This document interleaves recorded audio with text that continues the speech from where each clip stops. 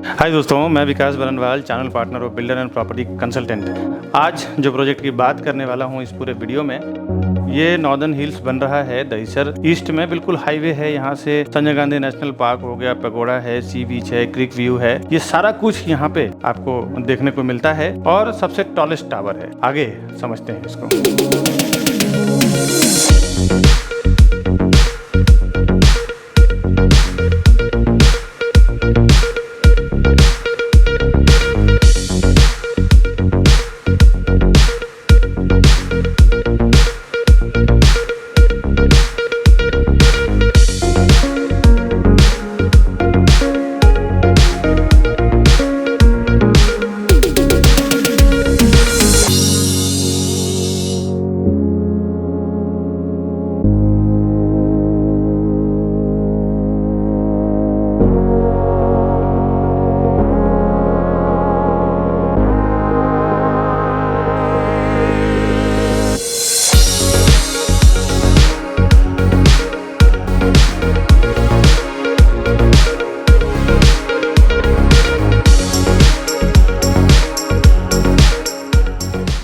किसी भी प्रॉपर्टी के डील में 20 से 30%, 20 to 30% डिस्काउंट पाने के लिए और प्रॉपर्टी डील के रिलेटेड सारे टेक्निकल चीजों को समझने के लिए इस वीडियो के अंत में एक वीडियो दिया हुआ है, उस वीडियो को पूरा जरूर देखें। अभी मैं दिखाता हूँ आपको 2 BHK का प्रॉपर्टी नॉर्दर्न हिल्स का। इसके बाद में 3 BHK दिखाऊंगा। आइए देखते हैं। ये स्टार्ट में आपको kitchen, gas platform, service platform, washing machine का जगह लास्ट में दिया हुआ है और स्टार्ट में डबल डोर का फ्रिज, दोनों साइड कैबिनेट्स और हाइट इसका 11 फुट का है, 11 फुट का हाइट है इसका।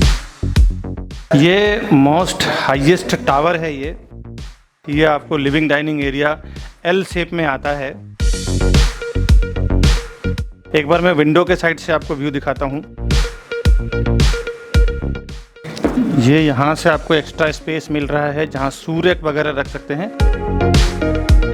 यहाँ पे आप करीबन 6 से 8 चेयर का डाइनिंग टेबल डाल सकते हैं। अगर आप ऐसे रखेंगे तो इन्होंने ऐसे रखा हुआ है, वो आपके ऊपर डिपेंड करता है। इसके बाद मैं लेके चलता हूँ आपको।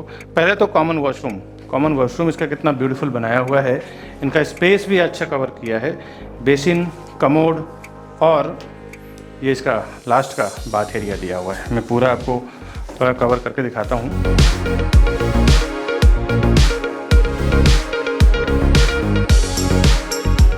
इसके बाद कॉमन बेडरूम में लेके चलता हूँ। यहाँ से इसका कॉमन बेडरूम है।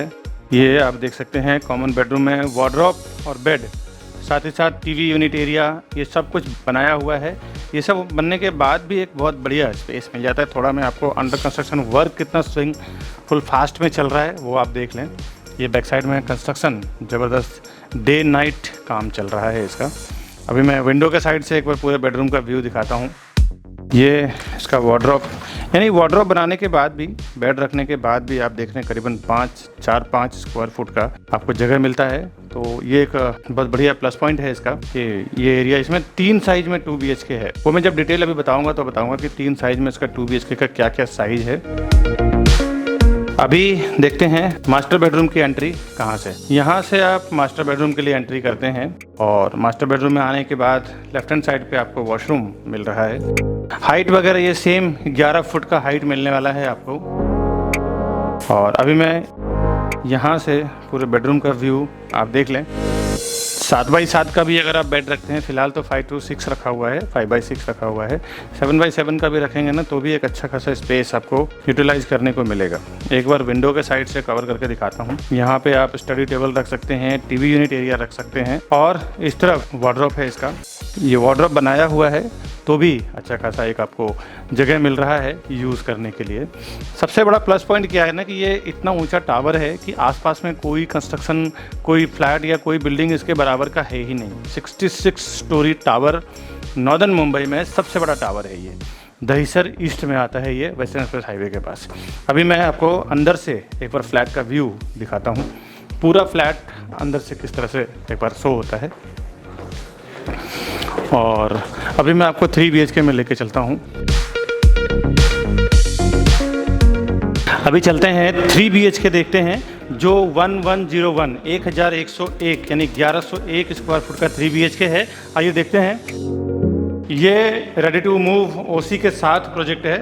ये इसका गैस प्लेटफॉर्म है, सर्विस प्लेटफॉर्म है और यहाँ पे आपका आप फ्रंट लोडिंग वॉशिंग मशीन या फिर बड़ा वॉशिंग मशीन का प्रोविज़न किया हुआ है, रख सकते हैं। साथ ही साथ इधर भी आपको छज्जा दिया हुआ है।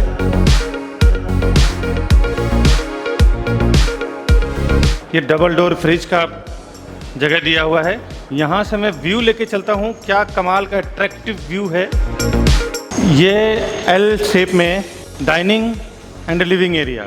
यहाँ पे आप करीबन बड़ी फैमिली अगर साथ में रहना चाहते हैं तो 8 से 10 चेयर का डाइनिंग टेबल आप यहाँ पे लगा सकते हैं।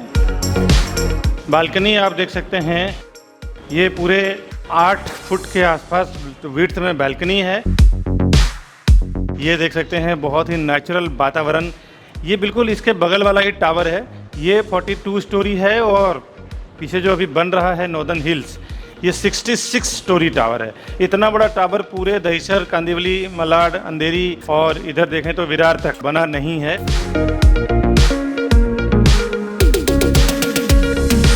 यहाँ से व्यू इस साइड का तो आपको SGNP का है और बैक साइड का दिखाता हूँ आपको। वहाँ से सी व्यू, क्रिक व्यू, पेगोडा व्यू मिलता है। ये आपको मैं विंडो के साइड से एक बार पूरे हॉल देख लें। ये विंडो के साइड का व्यू है। ये इसका कॉमन वॉशरूम है।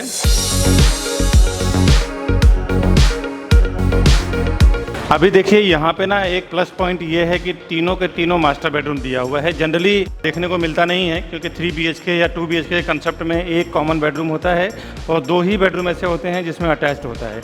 यहाँ पे इन्होंने एक बहुत अच्छी बात दिया है।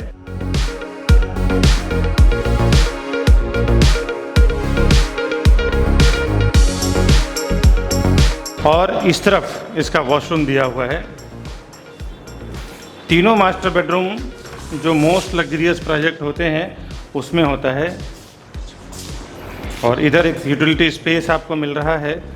और उस तरफ से एक बार कैमरा कवर करके दिखाता हूँ। बेसिन, कमोड और बाथ एरिया दिया हुआ है। यहाँ पे आप चाहें तो पार्टीशन कर सकते हैं ग्लास में। ये आपको पूरा बेडरूम। इसके बाद मैं आपको लेके चलता हूँ 2 मास्टर बेडरूम और है, वो दिखाता हूँ किस टाइप का है। यहाँ से दूसरा मास्टर बेडरूम स्टार्ट हो रहा है जो सबसे बड़ा मास्टर बेडरूम है। और यहाँ से भी व्यू आपको बैक साइड का ही है, हाईवे का और संजय गांधी नेशनल पार्क का फॉरेस्ट और माउंटेन व्यू आपको मिलता है। इस तरफ इसका वॉशरूम दिया हुआ है। ये आप देख सकते हैं, यहाँ पे भी यूटिलिटी स्पेस आपको बना सकते हैं, मिल सकता है। यहाँ पे जो इन्होंने वॉश बेसिन दिया है वो प्लेटफॉर्म टाइप का दिया है, यहाँ पे सिंगल टाइप का नहीं दिया हुआ है। अभी चलते हैं इसका 3rd बेडरूम देखते हैं किस टाइप का है। इसका तीसरा मास्टर बेडरूम देखते हैं।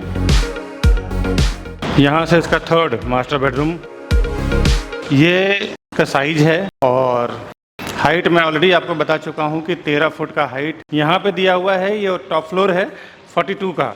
अब 62 स्टोरी जो मैं नॉर्दर्न हिल्स की बात कर रहा हूँ उसमें 11 फुट की हाइट मिलेगा आपको। यहाँ पे छज्जा दिया हुआ है जहाँ पे आप AC का आउटडोर वगैरह रख सकते हैं। और सामने आपको सी व्यू मिल रहा है। सामने आपको पेगोडा भी है, क्रिक भी है। कोई हाईएस्ट टावर है नहीं इतना। यहाँ पे आप देखें, यहाँ पे भी प्लेटफॉर्म वाला वॉश बेसिन आपको मिलता है। आपको एक अच्छा खासा यूटिलिटी स्पेस मिल रहा है।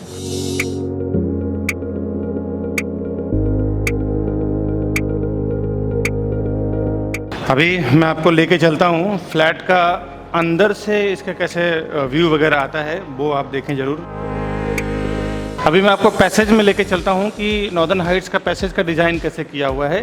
हिल्स का तो अलग है, बट एक क्या होता है ना कि जब एक बिल्डर का क्वालिटी देखने को मिलता है तो एटलीस्ट ये समझ में आता है कि बिल्डर का काम करने का जो इंटेंशन है वो कितना ब्यूटीफुल तरीके से काम करते हैं।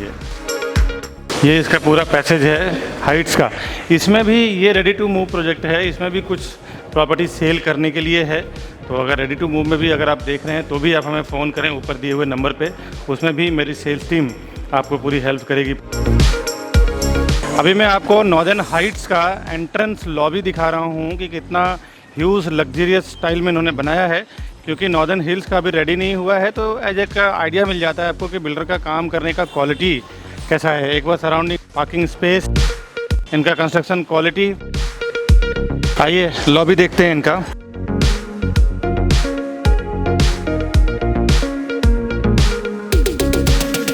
ये ग्राउंड फ्लोर पे लॉबी है नॉर्दर्न हाइट्स का। हिल्स का अभी रेडी नहीं हुआ है, बट एक क्वालिटी दिखाने के लिए आपको ये वीडियो दिखा रहा हूँ ताकि आपको एक समझ में आ जाए कि बिल्डर का काम करने का तरीका किस टाइप का है। अभी मैं आपको दिखा रहा हूँ 42 स्टोरी से पूरा आपको मुंबई का नज़ारा यहाँ से दिखाई दे रहा है। हाईवे, मेट्रो, करीबन 60 या 65 स्टोरी पे फ्लोर पे अगर आप फ्लैट ख़रीदते हैं तो क्या व्यू रहेगा वहाँ से। चारों साइड इधर आपको नेशनल पार्क व्यू, इधर आपको सिटी का व्यू, इधर आपको सी व्यू यानी क्रिक व्यू, पगोड़ा व्यू मिलता है। यहाँ से आपको पूरा सी व्यू का नज़ारा मिल रहा है। बैक साइड आप देख रहे हैं अक्सा बीच का आपको हिल दिख रहा है।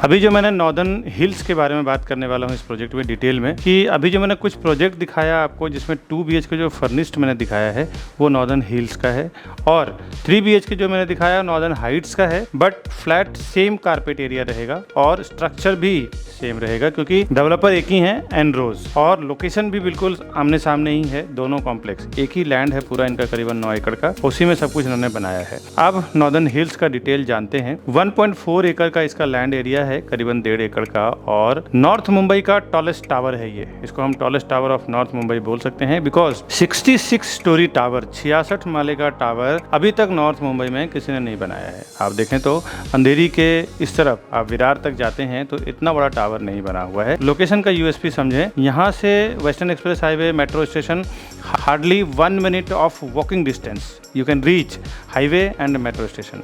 दूसरा व्यू की बात कर रहा हूँ कि यहाँ से आप बैक साइड में संजय गांधी नेशनल पार्क, हिल व्यू, माउंटेन व्यू मिलता है, ग्रीनरी व्यू मिलता है आपको, और फ्रंट साइड में आपको सिटी मिल जाता है मुंबई का। उसके जब आप राइट साइड टर्न होते हैं तो सीधा सीधा आपको पगोड़ा व्यू मिल जाता है, क्रिक मिल जाता है, साथ ही साथ सी व्यू मिल जाता है। तो ये यहाँ का ना, आप जब प्रॉपर्टी खरीदते हैं और हायर फ्लोर पे अगर प्रॉपर्टी लेंगे तो आपको ऐसा फील होगा जैसे आप नेचर की गोद में बैठे हैं। इतना खूबसूरत इसका लोकेशन है दोस्तों। A wing, B wing, 2 wing की सोसाइटी है ये। 15th स्लैब इसका कंप्लीट हो चुका है। 45% इसका अमाउंट ड्यू हो चुका है। अगर आप प्रॉपर्टी परचेस करेंगे तो 45% आपको पेमेंट करना रहेगा। उस लेवल तक तो ये बन चुका है। कमर्शियल इसका फ्रंट साइड में जो रोड साइड है ना, फ्रंट में कमर्शियल है, बैक साइड में पूरा पोडियम पार्किंग है 10वें माले तक। बेसमेंट लेवल 3 और उसके ऊपर और 8th लेवल पोडियम पार्किंग है। उसके बाद 9th एंड 10th इसका एमिनिटीज लेवल है। उसके बाद 11वें माले से इसका रेसिडेंशियल स्टार्ट हुआ है। 11वें माले से जो रेसिडेंस मिलेगा फिर वो आपको 66 स्टोरी तक रेसिडेंस है, जिसमें 2 BHK और 3 BHK लग्जरियस टाइप का ये बना रहे हैं। 3 BHK में बालकनी दिया हुआ है, तो वो बालकनी कंसेप्ट बड़े बड़े दिए हुए हैं। जैसा अभी आपने देखा जो मैंने नॉर्दर्न हाइट्स में आपको दिखाया कि बड़ी बालकनी रहेगी हॉल में, तो वो आपको 3 BHK में मिलेगा, 2 BHK में नहीं है। 2 विंग्स हैं इसमें, ए विंग और बी विंग। 70-30 का रेशियो है पूरे प्रोजेक्ट का मास्टर प्लान में। 70% कंस्ट्रक्शन है, 30% इसका ओपन स्पेस है। डेवलपर ऑलरेडी इनका 2 प्रोजेक्ट डिलीवर हुआ है एनरोज द्वारा, जिसमें हेवन प्लाजा और नॉर्दर्न हाइट्स, जिसमें पब्लिक रह रही है, ओसी आ चुका है, सारा कुछ वर्किंग कंडीशन में है। तो रेपुटेशन इनका काफ़ी बढ़िया है मार्केट में। यहाँ के जो प्रीवियस यूजर्स हैं उनसे आप रिव्यू भी ले सकते हैं अगर आपके जान पहचान में कोई है तो। इस 66 स्टोरी टावर में एक फ्लोर पे 8 फ्लैट, 6 हाई स्पीड लिफ्ट रहेगा। वो एक्सट्रीम हाई स्पीड लिफ्ट रहेगा, पर सेकंड 3 से 4 फ्लोर ये लिफ्ट तय करेगी, उतना हाई स्पीड लिफ्ट रहेगा, और 2 स्टेयरकेस रहेगा इसमें। 760 करीबन 750 फ्लैट का पूरा ये टावर रहेगा, कॉम्प्लेक्स रहेगा। 750 फैमिली इसमें रहेगी। दिसंबर 2026 में इसका पोजीशन है by the law of RERA में जो उन्होंने रजिस्टर्ड किया है, बट ये आपको दिसंबर 2025 में ही डिलीवर कर देंगे, क्योंकि अभी तो डेवलपर को ना हर जगह रजिस्टर्ड करना पड़ता है रेरा में। वहाँ पे पेमेंट स्टक रहता है बायर्स का, तो वो पेमेंट रिलीज करवाने के लिए 1 साल का परमिशन तो लेके चलते हैं, बट वो 1 साल में ही पहले ही कोशिश करते हैं मैं पोजीशन दे दूं ताकि रेरा से उनका पेमेंट 70% रिलीज हो जाए। किसी भी बैंक से अगर आप लोन लेना चाहें तो इजीली आपको लोन मिल जाएगा, बिकॉज कभी कभी होता है किसी प्रोजेक्ट में SBI से सैंक्शन नहीं है या APF नहीं है। यहाँ पे सारे प्रोजेक्ट, सारे बैंक से आपको APF मिल जाएगा। APF in the sense approved project financial number होता है, जो सभी बैंक के द्वारा प्रोजेक्ट को दिया जाता है कि कोई भी बैंक, कोई भी कस्टमर लोन करवा सकें। जहाँ पे भी आपका सर्विस अकाउंट हो, बिजनेस अकाउंट हो, जहाँ से भी आप ऑपरेट कर रहे हैं वहाँ से आपका इजीली लोन हो जाएगा, क्योंकि टाइटल बिल्कुल क्लियर है। अगर SBI फाइनेंस कर रही है तो इनडायरेक्टली ये समझ जाएं कि प्रोजेक्ट का टाइटल क्लियर है, बिकॉज सबसे ज्यादा जो डॉक्यूमेंटेशन होता है ना वो SBI का होता है दोस्तों। आप इस तरफ प्रोजेक्ट का बारकोड देख सकते हैं। ये बारकोड के द्वारा प्रोजेक्ट का डिटेल पूरा आप स्कैन कर सकते हैं और रेरा के वेबसाइट पर डायरेक्ट आप चले जाते हैं, वहाँ जाके आप सब चेक कर सकते हैं, क्योंकि प्रोजेक्ट का बारकोड अभी कंपलसरी हो गया है बाय द सेंट्रल गवर्नमेंट के ऑपरेटिंग द्वारा। जो रेरा का लॉ है, महारेरा का महाराष्ट्र में जो चलता है, उसके द्वारा ये चीज़ें लीगल हो गया है कि उनको बारकोड लगाना ही पड़ेगा। तो ये बारकोड से कस्टमर सेंट्रिसिटी के लिए बनाया है रेरा के नॉर्म्स। तो ये बारकोड से आपको पूरा मैटर क्लियर हो जाता है कि क्या क्या चीज़ें इन्होंने प्रोजेक्ट में करने वाले हैं इन फ्यूचर में। 2 BHK और 3 BHK का साइजिंग और कॉन्फ़िगरेशन की बात करूं, इसमें 2 BHK और 3 BHK का फ्लैट है। साथ ही साथ कोई बड़े घर का अगर शौक रखते हैं तो 2-2 का जोड़ी भी आपको मिल जाएगा, 3-3 का जोड़ी भी आपको मिल जाएगा। 3 BHK जोड़ी को आप कन्वर्ट कर सकते हैं 7 BHK में। 2+2 का जो जोड़ी है उसको आप कन्वर्ट कर सकते हैं 5 BHK में। क्या होता है ना कि जब एक का आप कंबाइन कर देते हैं तो एक किचन आपका बच जाता है, वो किचन को आप बेडरूम में कन्वर्ट कर सकते हैं। तो 2+2 यानी 4 बेड आपको जो उधर से मिलेगा, साथ ही साथ एक किचन जो एक्स्ट्रा मिलता है उसको भी आप मंदिर रूम में कन्वर्ट कर सकते हैं, किड्स बेडरूम में कन्वर्ट कर सकते हैं, स्टडी रूम में कन्वर्ट करना। 5 BHK आप बना सकते हैं 2+2 को, और 3+3 को 7 BHK बना। 2 BHK का साइज और 3 BHK के साइज पे मैं आता हूँ। 2 BHK का साइज 623, 647, 701, 623, 647 और 701, ये 3 साइज 2 BHK का है। 3 BHK का 1101, 1101। प्राइसिंग की बात करूँ मैं, 2 BHK का प्राइस आपको 1,12,00,000 से लेके 1,38,00,000 के बीच में आएगा। तीनों साइज की बात कर रहा हूँ। और 3 BHK की बात करूँ 1.98 CR टू 2.18 CR, यानी कि 1,98,00,000 से लेके 2.18 CR। एक्स्ट्रा पार्किंग अगर आप लेना चाहें तो 8 लाख का इसका एक्स्ट्रा पार्किंग है। अभी जो मैंने प्राइसिंग आपको बताया है ये एक टेंटेटिव प्राइस है, जो मैंने आइडिया दिया है कि इतने से इतने के बीच में आएगा। एक्चुअल प्राइस तो मैं आपको अभी ऑनलाइन नहीं बता सकता हूँ। आप मुझे फोन करें ऊपर दिए हुए नंबर पे, उसमें मैं और मेरी sales team, back office team आपको हेल्प करेगी। मैं भी रहूंगा तो मैं भी आपको बता दूंगा। और ये जो मैंने प्राइस बताया है ये बेसिक फ्लैट कॉस्ट है। इसके ऊपर आपको गवर्नमेंट का एक्सपेंस जो आता है, registration, stamp duty, GST plus parking, ये आपको अलग से आएगा। हम लोग ट्रेनिंग के पास किया हुआ रेरा रजिस्टर्ड CP हैं, जो बिल्डर के द्वारा ऑथोराइज किए हुए हम लोग काम कर रहे हैं। एमिनिटीज इसमें वर्ल्ड क्लास एमिनिटीज में ऑलरेडी आपको बता चुका हूँ। मैं कुछ एमिनिटीज के नाम बता देता हूँ बहुत शॉर्टकट में। Swimming pool, multipurpose hall, club house, garden and walking park, terrace garden, banquet hall, podium garden, multipurpose court, gymnasium and yoga centre, cycling, jogging track, landscape lawn, family function area, kids play area, hit out area, fitness centre, basketball court, indoor game zone and toddlers play area, senior citizen area, badminton court, double heighted grand entrance lobby, rooftop terrace. इसका एक standard बताऊं कि 8,000 square foot का इसका सिर्फ fitness centre है। 8,000 square foot छोटा मोटा डेवलपर का एक बिल्डिंग बनाने के लिए लैंड होता है, जिसपे वो पूरा का पूरा टावर खड़ा कर देते हैं। यहाँ सिर्फ 8,000 स्क्वायर फुट का आपको फिटनेस सेंटर दिया जा रहा है। और ये तो मैंने आपको नॉर्दर्न हिल्स के बारे में बताया। हमारे पास और भी बहुत सारे बैंक ऑक्शन की प्रॉपर्टी, अर्जेंट सेल की प्रॉपर्टी आती रहती है, जो मैं हमेशा अपने चैनल पे डालता हूँ। जो सस्ते भाव में आती है वो जाके हमारे व्यूअर्स को फायदा हो जाए प्रॉपर्टी परचेस करने के लिए। इस प्रोजेक्ट की मैं कनेक्टिविटी की बात करूं तो ये आपको जानना बहुत जरूरी है, बिकॉज अगर आप इतना पैसा इन्वेस्ट कर रहे हैं तो आपको पता होना चाहिए कि आसपास में क्या चीजें अवेलेबल है। यहाँ पे आपको 2-3 मिनट के वॉकिंग डिस्टेंस पे आप Dahisar Checknaka metro station, SB road, Dahisar station, ये सब आप पहुंच जाते हैं। टुवर्ड्स जब आप मुंबई से आते हैं तो चेकनाका के पहले आपको गिरता है ये आपको MBMC नहीं BMC में आता है, बॉम्बे म्युनिसिपल कॉर्पोरेशन में आता है ये प्रोजेक्ट आपको दहीसर ईस्ट में। बहुत सारे लोग हमारे इस वीडियो को देखने के बाद डायरेक्ट चले जाते हैं प्रॉपर्टी खरीदने के लिए। उन्हें ऐसा लगता है कि मैं प्रॉपर्टी डायरेक्ट लूंगा तो हमारा ब्रोकरेज का फीस यानी CP जो चैनल पार्टनर होते हैं उसका ब्रोकरेज चार्ज बच जाएगा। दोस्तों आपको एक बार बता दूं, बिल्डर के पास इतना टाइम नहीं होता कि वो वहाँ पे बैठ के प्रोजेक्ट को बेचे। क्या क्या चीज़ों को वो इंक्लूड करते हैं जब कोई भी फाउंडेशन वो डालते हैं ना किसी प्रोजेक्ट का है, तो एक नई कंपनी बनाते हैं जॉइंट वेंचर में या फिर खुद की CA के द्वारा, और उसके बाद क्या क्या चीज़ें कैलकुलेट होता है इस प्रोजेक्ट को सेल करने के लिए, वो आज आप ध्यान से समझें। पहले तो लैंड का प्राइस कैलकुलेट होता है, उसके बाद जो CA के चार्जेस होते हैं, इंजीनियर का चार्जेस होता है, आर्किटेक्ट का चार्जेस होता है, साथ ही साथ ये सब होने के बाद फिर वो कंस्ट्रक्शन होगा, उसके लिए एक कॉन्ट्रैक्टर को कॉन्ट्रैक्ट दिया जाता है।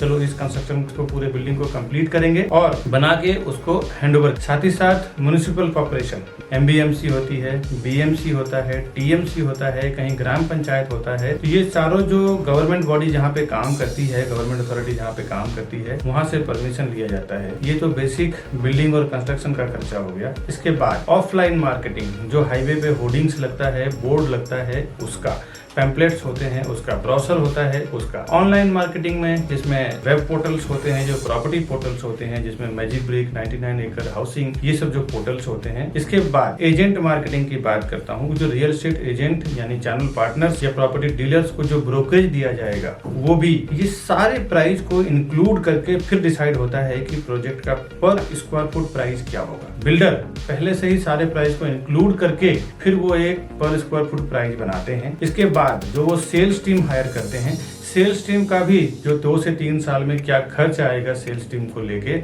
एक 10 लोगों की या 8 लोगों की टीम होगी उस प्रोजेक्ट को बेचने में, उसका भी पूरा एक एक्सपेंस जोड़ दिया जाता है। पूरा एक्सपेंस जोड़ने के बाद पर स्क्वायर फुट प्राइस डिसाइड करते हैं, फिर मार्केट में लॉन्च करते हैं कि ये प्राइस में बेचना है। तो फ्रेंड्स, कहाँ से आपका प्राइस बचेगा ये आप एक कैलकुलेशन लगा सकते हैं। आप देखें कहीं कहीं पे सोल सेलिंग टीम नहीं होती और कहीं कहीं पे उनकी सेल्स टीम नहीं होती, तो किसी किसी को मैंडेट दे दिया जाता है कि भाई मैं 500 से 1000 फ्लैट का प्रोजेक्ट बना रहा हूँ, मेरा काम है बनाना और आपका काम है सेल करना। दोस्तों, उसमें ना एक अच्छा खासा पर स्क्वायर फुट पे कमाई होती है, 500-1000 रुपीज पर स्क्वायर फुट पे कमाई होती है मैंडेट टीम की। एक प्राइस डिसाइड होता है कि इतना बॉटम प्राइस आपका है, इसके ऊपर जो भी मैं प्राइस में सेल करूंगा पूरा का पूरा मेरा रहेगा। सपोज बिल्डर अगर 15,000 रुपये 15,000 रुपीज़ पर स्क्वायर फुट अगर प्राइस वो देता है सेल करने के लिए, और मैंडेट टीम जो होती है, सोल सेलिंग टीम जो होती है, अगर वो 16,000 रुपये पर स्क्वायर फुट में बेचती है तो 1000 रुपीज़ पर स्क्वायर फुट का उसको अलग से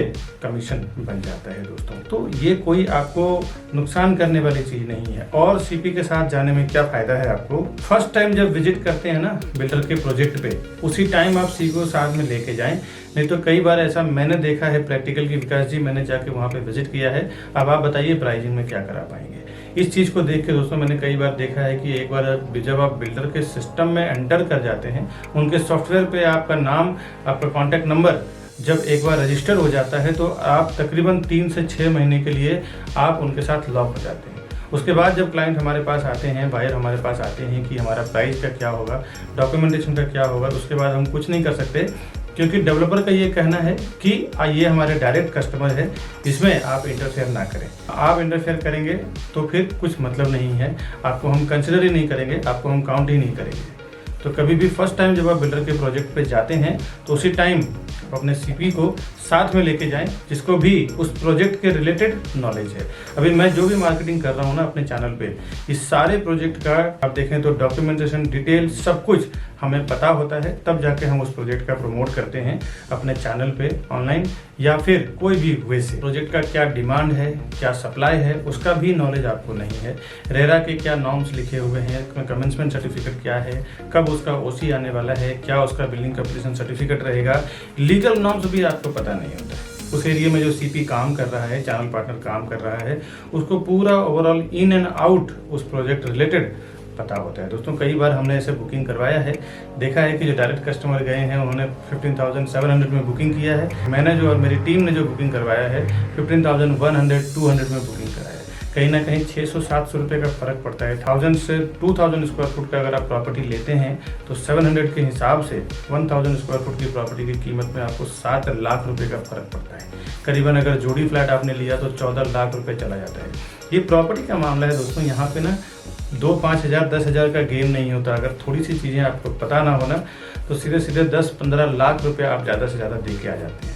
और वहाँ पे क्या डिस्काउंट चल रहा है, क्या स्कीम चल रहा है, क्या ऑफर चल रहा है। कई बार तो ये देखने को मिला है कि बिल्डर प्रोजेक्ट लॉन्च करते हैं, स्टैम्प ड्यूटी जो 6% 7% आज के मार्केट में चल रहा है वो डिस्काउंट होता है। कभी कभी रजिस्ट्रेशन चार्ज डिस्काउंट होता है, कभी कभी PLC यानी प्रीफर लोकेशन चार्ज नहीं होता, कभी कभी फ्लोराइज नहीं होता, जो आपको पता नहीं होता है।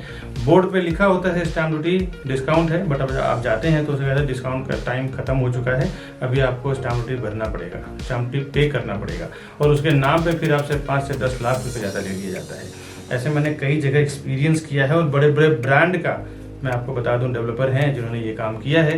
मैं ब्रांड का नाम नहीं लेना चाहता ऑनलाइन, नहीं तो मेरे ऊपर काफ़ी रिस्क हो चुकी, काफ़ी सारे केसेस भी चल रहे हैं, तो मैं ब्रांड का नाम तो नहीं लेना चाहता, लेकिन जनरल सी बात बताता हूँ। बड़े बड़े ब्रांडेड डेवलपर की बात कर रहा हूँ जिन्होंने स्टैम्प ड्यूटी डिस्काउंट बोल के कस्टमर से स्टैम्प ड्यूटी का पैसा ले लिया, फ्लोराइज ले लिया और PLC के नाम पर 4-4 5-5 लाख रुपया ले लेते हैं ये। कि भाई हम आपको फॉरेस्ट फेसिंग में देंगे तो 5 लाख रुपए एक्स्ट्रा लेंगे, हाईवे फेसिंग में देंगे तो नॉर्मल प्राइस में सेल करेंगे। जो कोई इन्वेस्टर्स होते हैं ना, वो जानते हैं एक प्रोफेशनल्स की कीमत। कई बार मेरे जो इन्वेस्टर्स हैं, NRIs हैं, अब्रॉड के हैं या इंडियंस हैं, तो वो कहीं भी ऑफलाइन ऑनलाइन उनको इन्फॉर्मेशन मिलता है प्रोजेक्ट का, तो वो सामने से आके एक बार कॉन्टैक्ट करेंगे कि विकास जी हमने ये प्रॉपर्टी देखा है, आप या फिर आपका कोई सेल्स पार्टनर हो हमारे साथ चलो, हमें वो प्रॉपर्टी परचेस करना है। क्योंकि उनको पता होता है कि एक प्रोफेशनल पर्सन जो हमेशा उस काम को लेके प्रैक्टिस कर रहा है, उसको जो नॉलेज है, उसको जो एक्सपीरियंस है, वो नॉलेज एक्सपीरियंस के साथ काम करेगा। तो आपका काम रोज का प्रॉपर्टी सेल करना नहीं है। आप 10 साल, 20 साल, 30 साल में जो लोग प्रॉपर्टी खरीदते हैं ना, वही डायरेक्ट जाते हैं, कभी CP को छोड़ देते हैं, तो कभी जो उनको रास्ता बताते हैं चैनल पार्टनर या ब्रोकर, उनको छोड़ देते हैं और डायरेक्ट चले जाते हैं कि मेरा ब्रोकरेज बच जाएगा। दोस्तों, जो हर 2 साल 3 साल में पैसे इन्वेस्टमेंट करते हैं, प्रॉपर्टी में ट्रेडिंग करते हैं, उनका पर्सनली एक CP या ब्रोकर या प्रॉपर्टी डीलर होता है, जिसको वो हर प्रोजेक्ट पे लेके जाते हैं, वहाँ पे जाके वेरीफाई करवाते हैं, एक प्रॉपर डॉक्यूमेंटेशन चेक करवाते हैं, उनको सामने से ब्रोकरेज भी देते हैं। तो उन्हें पता है कि एक प्रोफेशनल पर्सन जो है, तो वो अपने प्रोफेशन में एक्सपर्ट है, उसको साथ में लेना बहुत ज़रूरी है। ये नए लोग जो 10-20 साल 30 साल में जीवन में 1-2 बार प्रॉपर्टी खरीदते हैं ना, वही इस टाइप का काम करते हैं कि मैं प्रोजेक्ट पे जाऊं और हमारा ब्रोकरेज बच जाएगा, उसको क्रॉस कर दूं। ये सब कभी ना करें, बहुत सारे नुकसान से आप बच जाएंगे, आपको बहुत बेनिफिट होगा CP के साथ जाने में। आप ज़्यादा से ज़्यादा 1, 2 या 3 प्रॉपर्टी खरीदते हैं। हम लोग बिल्डर के साथ बल्क में साइन करते हैं, हम लोग 100-200 प्रॉपर्टी बेचेंगे। आप बिल्डर को 2 या 3 करोड़ 5 करोड़ का ट्रांजेक्शन कराएंगे, हम लोग 100-100, 200 करोड़ 300 करोड़ दिलवाते हैं। आप एक जनरल सी बात सोचो दोस्तों, बिजनेस माइंडेड लोग, जो ज़्यादा पैसा देता है ना, उसका ज़्यादा वैल्यू होता है। अगर हम 200 करोड़ 300 करोड़ बिल्डर को देने का कमिटमेंट कर रहे हैं, आप 1-2 करोड़ का अगर देने का कमिटमेंट कर रहे हैं, तो आप वो हमें ज़्यादा एंटरटेन करेगा या आपको ज़्यादा एंटरटेन करेगा, ये आप समझने की कोशिश करें। हम जाते हैं प्राइजिंग में, सीधे जो वो प्राइस बोलते हैं उसमें 1000 रुपीज़ 500 रुपये पर स्क्वायर फुट डाउन कर देते हैं कि भाई हम आपको इतना माल बेच के देंगे, इतना प्रॉपर्टी बेच के देंगे, इतना हम टर्नओवर करवाएंगे आपका। बिल्डर भी समझता है कि हाँ, ये करवा सकता है, इनके पास इतनी कैपेसिटी है, मार्केटिंग है। वो जो बेनिफिट होता है ना हमें बल्क में बेचने के लिए, वो हम अपने कस्टमर्स को ले जाके देते हैं। दोस्तों, एक बात बता दूं, कोई भी डेवलपर, कोई भी बिल्डर हमें कुछ फ्री में नहीं देने वाला है। हम पूरा का पूरा टीम जो हमारी काम करती है, वो कस्टमर के फेवर में काम करती है। कस्टमर को भी प्राइस कम करवा के देंगे, सर्विस भी देंगे, डॉक्यूमेंटेशन भी चेक करेंगे, साथ ही साथ डेवलपर से जो हमें फीस मिलता है as a brokerage, as a CP channel partner का फीस मिलता है, वो अलग। तो ये दोनों लेवल पे आपको बेनिफिट हो जाता है। एक, आपके साथ एक सर्विस देने वाला पर्सन होता है, दूसरा आप देखें तो डेवलपर को भी एक मोटा पैसा हमारी ओर से 1 पर्सन उसको दिला देते हैं। वो अगर प्रोजेक्ट बेचने में 1 साल लगेगा, तो अगर हमारे जैसे पावरफुल एजेंट्स जो होते हैं, जो 100, 200, 300 प्रॉपर्टी बेचते हैं, जनरली उनको 6 महीने में पूरा प्रॉपर्टी बेच के दे देते हैं, पूरी बिल्डिंग बेच के दे देते हैं। इसके लिए वो हमें ज़्यादा एंटरटेन करेंगे, हमारे से प्राइसिंग पे ज़्यादा नेगोशिएशन करते हैं। आपसे तो बेहतर ही रहेगा, 2-3 प्रॉपर्टी आप खरीदेंगे, हम लोग 100, 200, 300 प्रॉपर्टी सेल करेंगे। इसीलिए हम लोग हमेशा कस्टमर के फेवर में ही काम करते हैं, ताकि कस्टमर अगर प्रॉपर्टी लेगा तो ही हम लोग फिर ब्रोकरेज बिल्डर हमें देगा, या तो हम as a channel partner work करें, एज ए प्रॉपर्टी डीलर, या फिर प्रॉपर्टी कंसल्टेंट आप हैं तो हम हैं। कस्टमर के लिए ही हम लोग ज़्यादातर काम करते हैं, क्योंकि कस्टमर अगर प्रॉपर्टी का पैसा देगा तो ही ब्रोकरेज हमें मिलेगा, ब्रोकरेज फीस हमें मिलेगा। तो हमारा कमिटमेंट हमेशा ये रहता है कि बिल्डर को तो करना ही है, साथ ही साथ कस्टमर को ज़्यादा से ज़्यादा बेनिफिट कैसे मिल जाए, उससे हमें कई फ़ायदे होते हैं। एक, फ्यूचर रेफरेंस हमारे लिए बढ़ जाता है। वो अपने रिलेटिव दोस्त को जाके बोलते हैं कि आप प्रॉपर्टी प्लाजा और विकास बरनवाल जी के साथ में काम करो, या फिर उनके टीम के साथ में काम करो, आपको बेनिफिट होगा। Demand and supply, in future अगर आप NRIs हैं या फिर आप केयर टेकिंग नहीं कर सकते हैं, तो उसमें भी हमारी पूरी टीम होती है जो प्रॉपर्टी का केयर टेकिंग करना, बाद में रेंट आउट करना, या फिर रीसेल करना हो जब उसका प्राइस एक लेवल पे हाइक हो जाता है तो, या फिर नए प्रॉपर्टी में इन्वेस्टमेंट करना, उसके लिए कुछ एडवाइजिंग हो गया, या नया कोई अर्जेंट सेल प्रॉपर्टी आई तो वो एक नोटिफिकेशन देना, ये पूरी हमारी रिस्पॉन्सिबिलिटी होती है। हमारे कस्टमर को ज़्यादा से ज़्यादा बेनिफिट कैसे दिलाएं, ताकि वो फ्यूचर में हमारे लिए रेफ़र करे अपने रिलेटिव को, अपने दोस्त को, अपने आसपास में रहने वाले लोगों को। दोस्तों, CP के पास कई ऑप्शंस होते हैं, आपको पता नहीं होता कि एक लोकेशन में क्या क्या कौन सा प्रोजेक्ट चल रहा है, लेकिन बट एक चैनल पार्टनर के साथ काम करने में आपको प्रॉफिट क्या होता है, बेनिफिट क्या होता है, तो उसके पास कई ऑप्शंस होते हैं जो उसी प्रोजेक्ट से मिलता जुलता है। उसमें भी आपको हेल्प मिल जाता है कि क्या क्या कहाँ पे सर्वे करना है। दोस्तों, आज के वीडियो में बस इतना ही। मिलूंगा नेक्स्ट वीडियो में नए प्रोजेक्ट के इन्फॉर्मेशन के साथ, नए बैंक ऑक्शन की प्रॉपर्टी के इन्फॉर्मेशन के साथ, अर्जेंट सेल की प्रॉपर्टी के इन्फॉर्मेशन के साथ। तब तक के लिए हमें दीजिए इजाज़त। नमस्कार दोस्तों।